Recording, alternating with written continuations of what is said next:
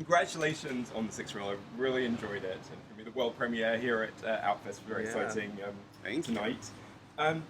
One thing I really liked about it is the fact that we get to see these movie obsessives at the center of their own narrative. So tell me a little bit about the inspiration for the screenplay. Well, we've sort of been interested in creating a caper film, sort of telling a caper story for a long time, and we were thinking well, what would the point of their obsession be? And so we know a lot of people who sort of live in this world of cinema obsessives, people who are obsessed with old movies and old movie artifacts and memorabilia. And we thought, well, what if there was one thing that was discovered that would be really cool for them to find and obsess over and sort of go on an adventure about. And so then we had years ago, I thought it was going to be sort of like a lost silent film. We're working on that idea for a while, let it go for a bit, and when we came back to the story, we were like, this will be what it is. Yeah, and it was nice to choose a real film too. In these movies, it's like the Maltese Falcon, or whatever the thing that they're searching for, and really the large bulk of silent films are lost films, and I guess one of the films that are most coveted is a Lon Chaney horror movie called London After Midnight, and it's I think the one copy was burned in a fire in 1967, and a few years ago, Turner Classic Movies was able to put together, just using stills and music, a sense of what the movie is, but it's never found. So we thought it'd be fun to make that the quest of what people are searching for. And it was funny when we first sort of finished the screenplay and we showed it to somebody. Somebody said, "But are you going to show footage of the movie? How will you get the rights to show footage of the movie?" And we're like, "It doesn't exist." That's good. They were taken in. They were. Yeah. And how did the dynamics work? Give us a bit of an insight of the co-writing and co-directing. Well, Charles and I have been working together for the last 25 years, primarily in the theater. But back in 2006, we released a film called Very Serious Person that was a young gay coming-of-age story. And we've been wanting to make another movie ever since, but, things happen and it just takes longer than you think. So really it just comes out of our collaboration of wanting to put something together. Most of our experience has been that I write him and he directs him, and but it was Carl has always been so involved in the writing of my plays as a director. He acts as dramaturg. They're coming to get me. I'm arrested. Well, anyway, Carl's been so involved as dramaturg, as the director of my plays, that his work begins before there is a play. Just the barest idea, we go over ideas together, and so for him to be then turned into co-writer, it was really a rather smooth transition. And then as a director, Carl's always the sole director, and he could have directed this movie by himself, and perfectly fine. But I just like muscling in and giving my. Charles has really wanted to have the experience of also being very much involved in pre-production, the look of the film, the casting, just all that stuff, and just so we just decided on this project we'll be like the Coen brothers, it's just we'll just do all of the pre-production, post-production, production, and so then and then it's just sort of it really didn't feel any different from any of our other collaborations in the theater. Yeah, speaking of the casting, there's a brilliant cast. Margaret Cho, I loved Andre DeShields, who I saw on Broadway not so long ago. It's great to see him in the film. Tell me a bit about getting that cast together. And well, we had idea when we were coming up with the story. We would be thinking about the characters, and we'd be who'd be great, voice in our head, Margaret Cho, she'd be great. So somebody like Andre DeShields just in our heads, and then by the time he was talking to the casting director about who could we get, you make a list of well, your first choice is Margaret Cho, and if she doesn't do it, where do you go? But she was the first person we asked, and they said yes, and so it was we got who we wanted. And then of course some of these people wouldn't have been available had it not been for the pandemic, Andre DeShields, and Patrick Page, they would be in their Broadway shows. So we benefited from the pandemic, actually. Yeah. Well, the only clue for me that you might have shot last year or during this 18 months is that New York looked pretty quiet. Yeah. Well, yeah, and yet it's still, when we were still filming, we had a lot of issues of like we didn't want this to necessarily be, we wanted to have a timeless feel, so we didn't want to see masks, because then you have to put that through the whole narrative. And so that wasn't going to be the point. So when you're filming on the streets of New York, you have to like really we lost a lot of footage just because somebody with a bicycle goes by and they've got a mask on.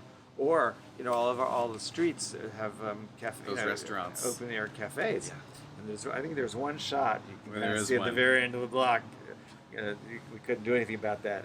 Yeah. So it wasn't as bustling. You're correct, as normally would be. But we did have a funny moment. One day, Julie Halston, who's my leading lady, we were shooting a scene actually right outside my own apartment building, and the camera's gone. We're the two of us are doing a scene, and some old man, I live in Greenwich Village, and everybody's a character. This old man just walked right between the two of us in the scene and said, "Mask." I said, "Can't you see I'm giving a performance?" Well, it was very natural, so I take that as a compliment on your natural acting. I guess he didn't realize we were acting. And it's a really distinctive tone, which I loved. Tell me a bit about what you wanted to go for with the tone and how you went about establishing that. Well, we were really, like I had said earlier, wanting to recreate sort of like this sort of 1960s caper film, sort of like inspired by Ealing films, and one of our favorite movies, Make Mine Mink, a Terry Thomas movie from like 1960. Marvelous cast based on a play called Breath of Spring, and we just love that movie. And it's just sort of a bunch of characters who are sort of at a low point in their lives, who band together, misfits who have a common goal, and maybe they fight and maybe they help each other, but they have this journey, this quest. And so we were like, well, who would our band of misfits be?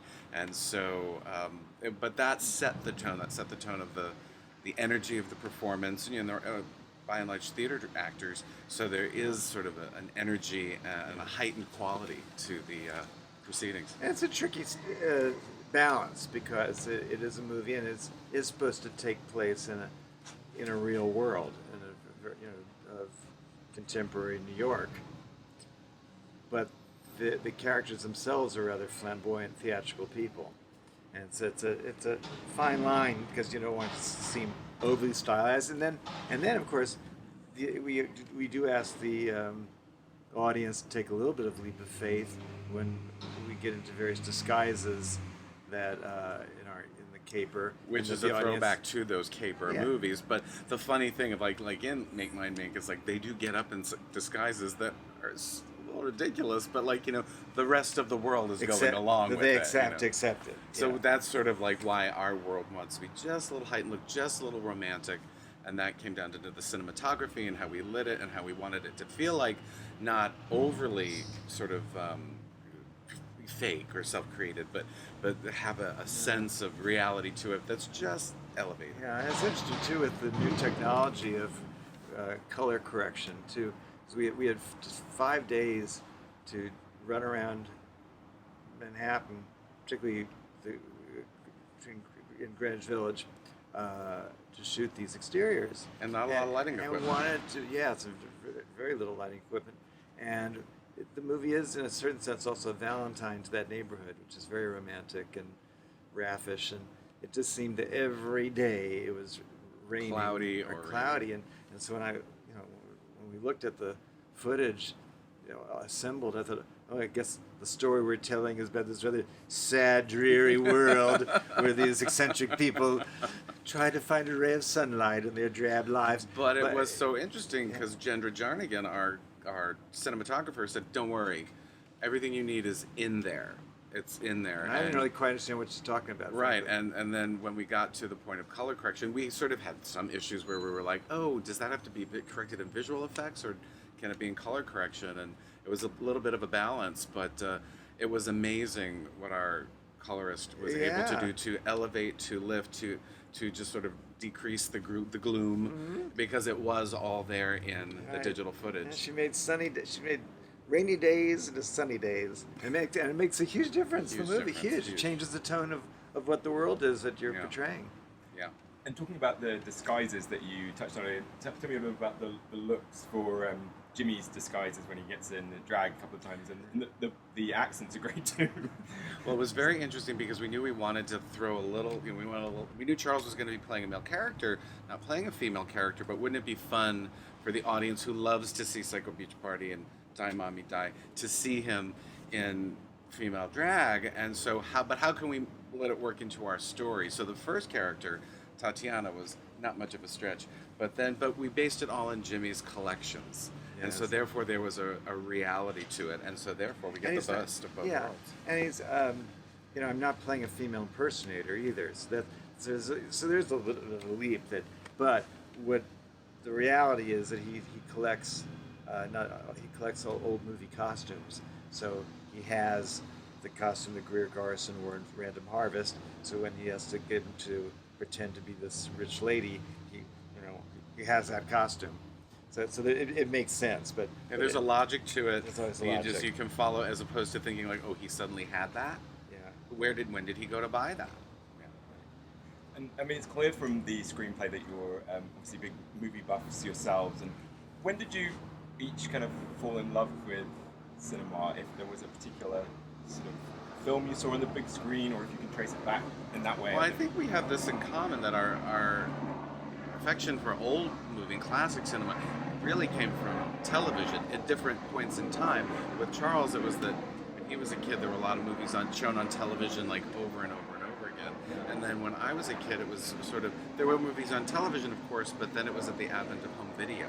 So I had the ability to see things that, so sort of at the same time, home video exploded with classic films, and suddenly you could see the women that you wouldn't necessarily see at Tuesday at 3:30 on the movie. Yeah, because as a kid, when I was growing up in the '60s, so many classic films were shown regularly on television, and there was a period where after my mother died, when I was 7, and I shared a bedroom with my father, because we had to get a housekeeper who took my bedroom, and my father would come home from having a date. He'd want to watch an old movie on TV. I should have been asleep, but I wasn't going to be asleep when Bette Davis is on The Late Show. And it was a wonderful time for my father and I to actually spend time together between 11:30 and 1. And I may have fallen asleep in school the next day, but it's gave me the foundation of all the film that I've been using till this day. Right. Yeah. Well, I'm glad that Turner Classic Movies (TCM) gets quite a few mentions because. When Turner Classic Movies came on the scene, it was just like heaven, because suddenly you didn't have to rent them, or you could see really obscure things you'd never get a chance to see because it's not on video. So.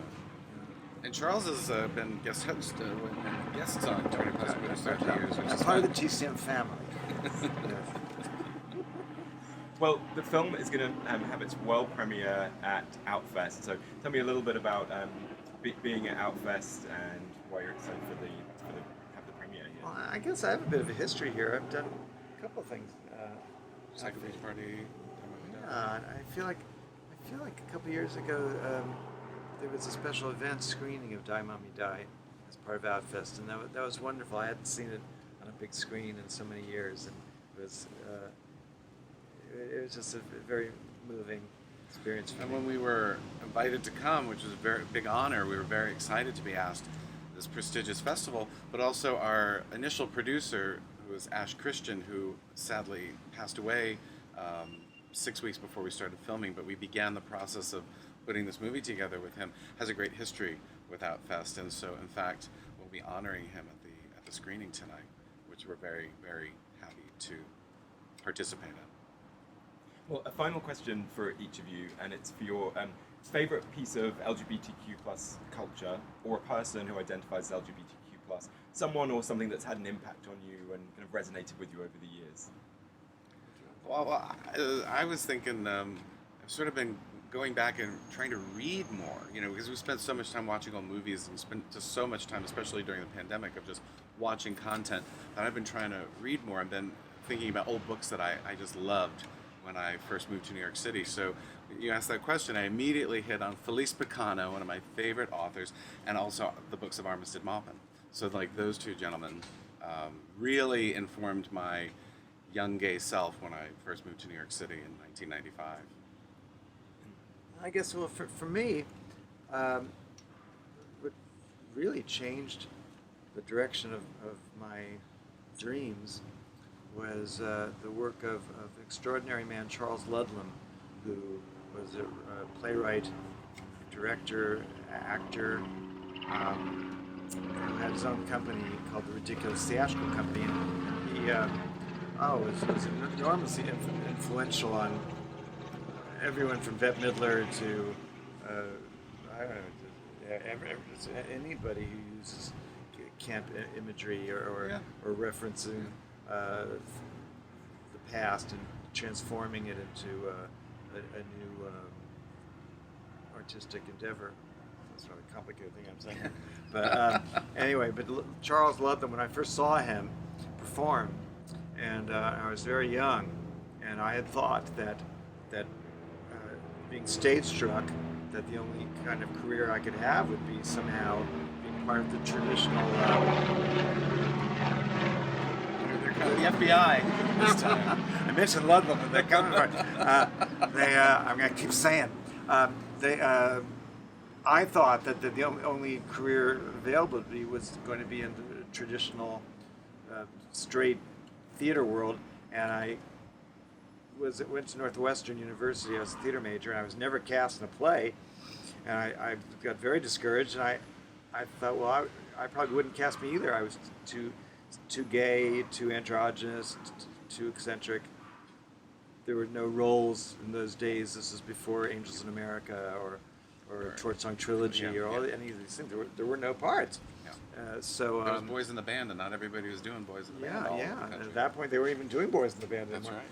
But so when I saw Ludlam, though, it gave me the idea that I could create my own roles, because I'd always written as well. But it took me to the advanced age of 19 to figure out I could write a part for myself. I don't know why I wasted so much time, but just Ludlam was just an extraordinary figure, and